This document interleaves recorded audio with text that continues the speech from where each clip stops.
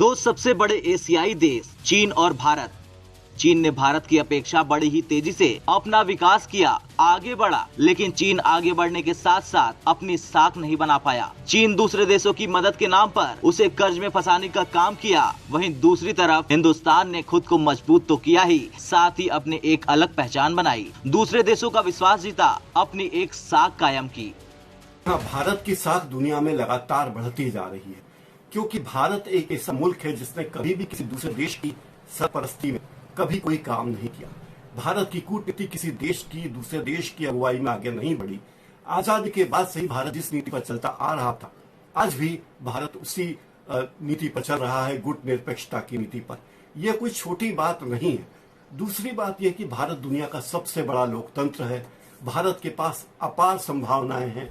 भारत के पास दुनिया की चौथी सबसे बड़ी सेना है। भारत किसी भी देश से कमजोर नहीं है, लेकिन फिर भी भारत ने कभी किसी पड़ोसी देशों के खिलाफ आक्रामक रुख नहीं अपनाया। नेपाल जैसे छोटे देशों से रिश्तों में हमेशा अहमियत दी, सबको साथ लेकर चलने की नीति पर काम किया। वहीं दूसरे बड़े देशों ने अपने स्वार्थ को साधने के लिए हर तरह के हथकंडे अपनाए। भारत अगर दुनिया में मजबूती के साथ खड़ा है तो इसके पीछे की वजह है भारत में एक बड़ा बाजार है। क्रय शक्ति के आधार पर भारत अमेरिका और चीन के बाद दुनिया की तीसरी सबसे बड़ी अर्थव्यवस्था वाला देश है। हर देश भारत के साथ व्यापार को बढ़ाना चाहता है। IFC के लिए भारत सबसे बड़ा ग्राहक देश है, जो इसके दुनिया भर के निवेश का 10% है। यही वजह है कि दुनिया की तमाम बड़ी कंपनियां भारत में निवेश करना चाहती हैं, भारत में अपनी फैक्ट्रियां लगाना चाहती हैं। भारत के पास मजबूत क्रय शक्ति के साथ साथ मैन पावर है, जिससे विकास की रफ्तार को नई गति देने में भारत सफल हुआ है। संयुक्त राष्ट्र की ताजा रिपोर्ट के अनुसार भारत दुनिया का सबसे युवा देश है।